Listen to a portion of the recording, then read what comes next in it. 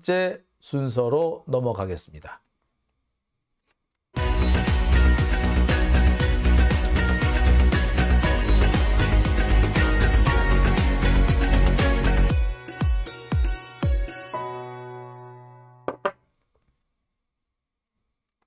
네, 오밤중인 뉴스 함께하고 계십니다. 스나이퍼님, 이준석 코인은 자랑이냐라고 하셨죠. 그렇죠. 이준석이야말로 돈 벌었다고 그러지 않았나요? 그리고 우리 김남국 의원이 돈 벌면 벌었다고 얘기를 하는 사람이죠. 솔직히 돈 벌었다는 얘기 굳이 할 이유가 없는데 막 동네방네 돈 좀 벌었다고 이런 얘기를 하고 다녔어요. 제가 알기로는 김남국 의원요, 코인 해가지고 많이 꼴았어. 솔직히 진짜 많이 꼴았거든. 근데 지 꼴은 건 생각 안 하고 맨날 땄다고 이런 얘기하고 있는데, 야, 참. 근데 자기가 돈을 벌었으면 벌었다, 잃었으면 잃었다라고 말을 하지 않았습니까? 그런데 뭐 잘못됐나요? 일부러 숨긴 게 하나도 없어요. 설령 김남국이 돈을 벌었다, 60억씩이나 벌었다. 제가 알기엔 60억 근처도 안 갔어. 무슨 60억이야, 씨. 아, 김남국 입고 다니는 옷 보면 몰라? 무슨 60억이야, 60억은. 아이, 참네. 그 자린고비가 무슨 60억이야. 여하튼 그 정도 60억까지는 안 갈 거예요. 하지만 60억이 설령 된다고 해도 그래요. 뭐 잘못됐나요? 남한테 사기를 쳐서 그 돈을 벌었습니까? 아니면 불법 자금 뇌물을 받아서 그 돈을 번 겁니까? 아니, 정당하게 자기가 투자해서 번 돈 아니에요? 근데 그게 뭐 어쨌다고? 왜 문제를 삼습니까? 그렇죠? 토마호크님, 1억 5천을 꼴았다고요? 예. 제가 옛날에 김남국 변호사 시절에 김남국 의원이 3억 얼마를 비트코인에 투자를 했는데 그 깔아뭉개가지고 깡통 계좌가 됐다는 얘기를 제가 들은 바가 있어요. 물론 그 비트코인 또 올랐지. 그래서 야, 그거 계속 가지고 있으면 올랐겠는데, 돈 좀 벌었겠는데 싶어서 한번 물어봤어요. 비트코인 올랐던데 좀 벌었어? 그랬더니 김남국 변호사, 당시 변호사 뭐라 그런지 아세요? 아, 글쎄 팔았어요. 아유, 참. 아휴, 그랬는데 뭐 얼마나 벌었을라나. 네. 몰라. 뭐 벌었으면 또 어때, 그죠? 자, 박주영님, 어디 한 뚜껑이 감히 김남국을 건드려? 라고 하셨네요. 플레이어님, 동훈아, 133호 줄리는 언제 조사할래? 그러게 말이에요. 아유, 제가 볼 때 줄리하고 한동훈하고 윤석열하고 한 큐에 갑니다. 예. 수사 안 하고 질질 끈 거 저거 분명히 한 큐에 가요. 몰라서 수사 안 한 거 아니잖아요. 알고 있는데도 수사를 안 하고 직무를 방기한 거죠. 예, 그거는 한 큐에 갑니다. 예. 자, 우리 그날을 위해서 계속 열심히 싸워봅시다. 자, 두 번째 순서 들어가기 전에 윤미정님, 외국에 계신 모양이군요. 미국에 계신 모양이네요. 예, 예, 후원 감사합니다. 자, 두 번째 주제는요, 천공의 친일 막말입니다. 일제가 우리나라 조선을 침략한 것은 우리 조상이 못나서 그런 거야. 일본은 우리를 깨워준 거야. 우리가 일본한테 정말 많이 당했는데 그 당한 것도 당할만 하니까 당했던 거야. 이건 어느 친일파의 얘기가 아닙니다. 이거요, 천공의 얘기입니다. 그런 말도 했어요. 우리가 일본의 감정을 건드려서 그래서 우리가 일본의 침략을 당했다는 말까지 천공이 합니다. 이쯤 되면요, 친일 발언, 역대급 친일 발언들을 모두 모아놓은 것 같아요. 역사상 우리나라 최악의 친일파라고 하는 사람이 이완용이죠. 이완용이 한일 병탄, 그러니까 한일 합방조약, 이 조약을 놓고 대신들끼리 내각회의를 할 때 했던 말이 있습니다. 많은 대신들이 아무리 그렇지만 이렇게 한일 합방조약, 이 합방조약이 어떻게 우리가 사인을 하겠냐, 이거는 좀 심하다라고 했습니다. 그랬는데 이완용이 뭐라는 줄 아세요?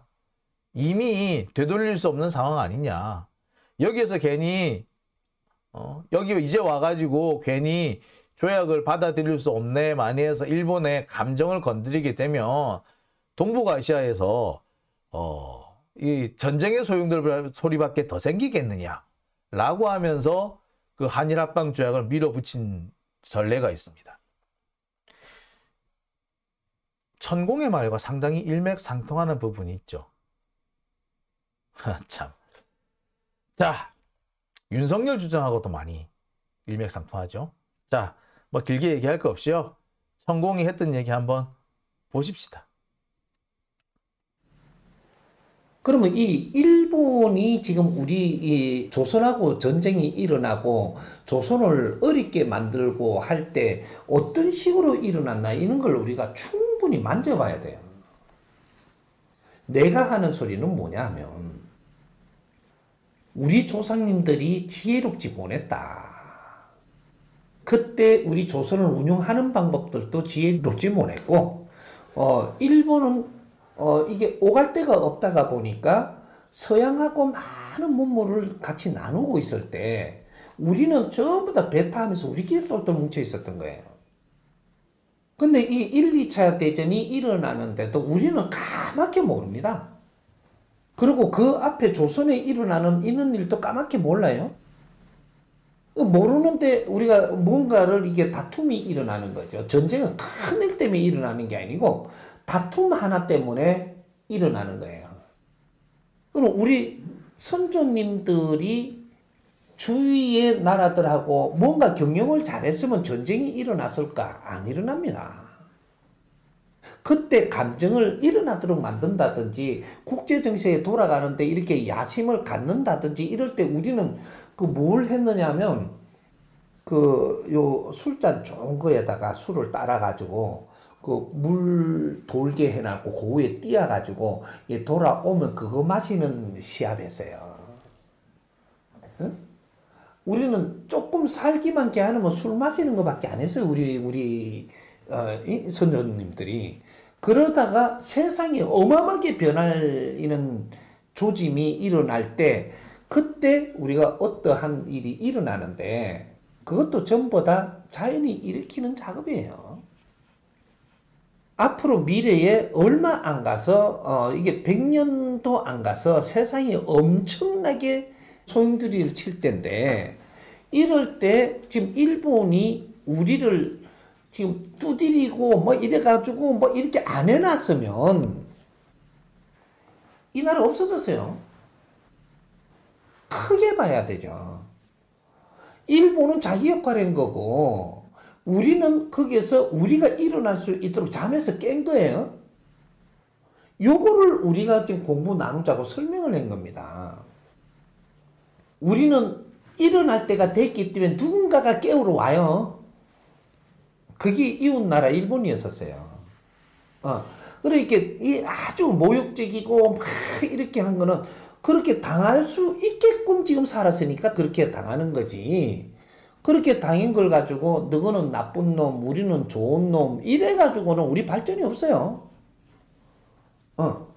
뭔가 잘못을 한 것이 저게도 했지만 우리도 뭔가 거리가 지금 만들어져 갖고 일어난 거니까 우리가 지금 이런 것들을 찾아서 두 번 다시 이런 일은 안 겪게 우리가 지금 노력을 하고 이런 걸 찾아내야 되지. 일본이 나쁜 사람이라고 전부 다 매도만 하고 물리내라 그러고 계속 이렇게 해갖고 지금 뭐 70년이 넘도록 이러면 우리는 뭔가가 이게 뭐 생떼 서는 자들도 아니고 우리가 빨리 일어나가지고 일본한테 뭔가를 막 이런 거 물리내라 배상해내라 그러면 우리는 지금 항상 밑에 있는 거예요. 그래서 우리가 성장하기 전에 일어나는 일들이고 우리가 좀 못났을 때 일어난 일들이니까 그런 거를 진짜 용서를 해야 된다. 용서를 하고 우리가 이만큼 일어났으니까 조상님들이 희생 속에서 우리가 이만큼 일어났지 않느냐. 그럼 대인배가 되지 소인배가 돼서 되느냐. 지금 하는 짓은 소인배들이 하는 짓이에요. 이만큼 시간이 왔고 이만큼 우리는 기본의 성장을 됐으면 우리가 세계에 할 일을 찾아갖고 한다면 일본을 진짜로 미워하지 말고 그럴 수도 있지. 그렇게 해서 같이. 몇 분 더 남았는데 더 못 들어주겠네요. 진짜 화가 나는데 정말 반박할 가치도 없는 얘기들을 참 무식하지 않습니까?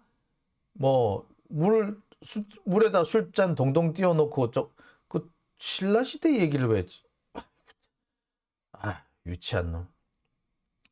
자, 이런 얘기를 떠든다는 것 자체가 웃기고 이런 걸 우리가 봐야 된다는 것도 웃기는데 이런 자가 도인이랍시고 설친다는 게 더 황당하죠. 그리고 이런 자를 멘토라고 말하는 놈이 더 웃기죠.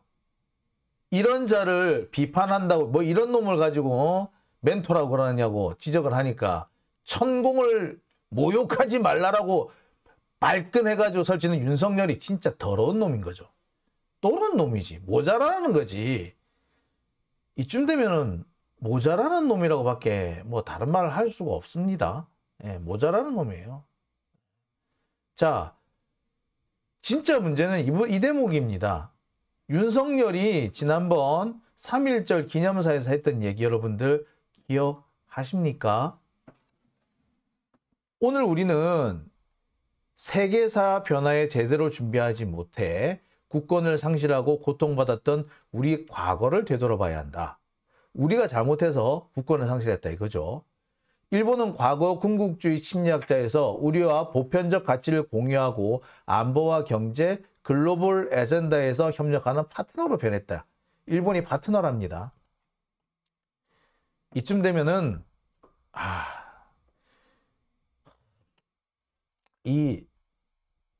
참 똑같죠?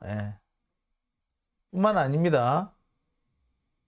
100년 전 일을 가지고 일본인들이 무릎을 꿇어야 한다는 것은 받아들일 수는 없습니다. 우리 헌법 정신에 비춰봤을 때 한일 관계가 개선돼야 합니다라고 얘기했다고요. 이게 내용상 보면은 이 천공이 했던 얘기랑 너무 일치하죠.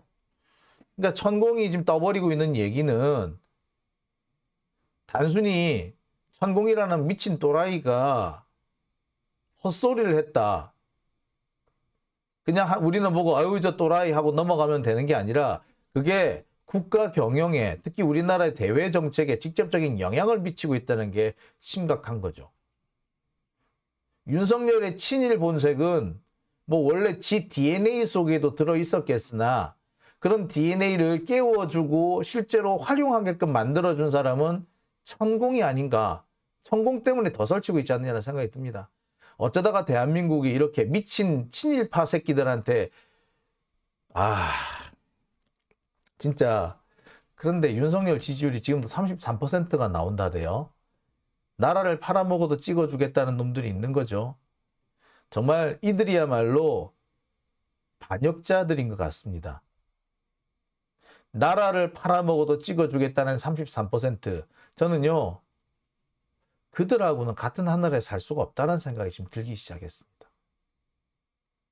지금 이 와중에도 윤석열을 계속해서 축혀주고 있는 일부 언론들이 있는데요.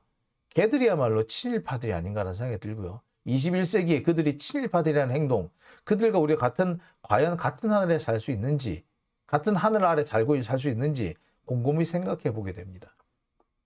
적어도 우리는요, 친일파, 친일 매국노들하고 같은 세상에 살 수 없는 거 아닙니까? 그죠? 자, 오밤중의 뉴스 두 번째 주제는 여기까지 하고요. 이어서 세 번째 주제로 넘어가겠습니다.